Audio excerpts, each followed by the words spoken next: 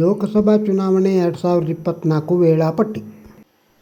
ಮೊದಲ ಹಂತದ ಮತದಾನ ಏಪ್ರಿಲ್ 19, ಎರಡನೇ ಹಂತದ ಮತದಾನ ಏಪ್ರಿಲ್ 26, ಮೂರನೇ ಹಂತದ ಮತದಾನ ಮೇ 7, ನಾಲ್ಕನೇ ಹಂತದ ಮತದಾನ ಮೇ 13, ಐದನೇ ಹಂತದ ಮತದಾನ ಮೇ 20ರಂದು, ಆರನೇ ಹಂತದ ಮತದಾನ ಮೇ 25ರಂದು, ಏಳನೇ ಹಂತದ ಮತದಾನ ಜೂನ್ 1ರಂದು. ಜೂನ್ 4ರಂದು ಮತ ಎಣಿಕೆ, ಫಲಿತಾಂಶ ಪ್ರಕಟ. ಮೊದಲ ಹಂತದ ಮತದಾನ ಕರ್ನಾಟಕದಲ್ಲಿ ಬರುವ ಜಿಲ್ಲೆಗಳು: ಮೈಸೂರು, ಚಾಮರಾಜನಗರ, ಬೆಂಗಳೂರು ಉತ್ತರ, ಬೆಂಗಳೂರು ದಕ್ಷಿಣ, ಬೆಂಗಳೂರು ಗ್ರಾಮಾಂತರ, ಬೆಂಗಳೂರು ಸೆಂಟ್ರಲ್. ಚಿತ್ರದುರ್ಗ, ಉಡುಪಿ, ಚಿಕ್ಕಮಗಳೂರು, ದಕ್ಷಿಣ ಕನ್ನಡ, ಹಾಸನ, ತುಮಕೂರು, ಚಿಕ್ಕಬಳ್ಳಾಪುರ, ಕೋಲಾರ, ಮಂಡ್ಯ.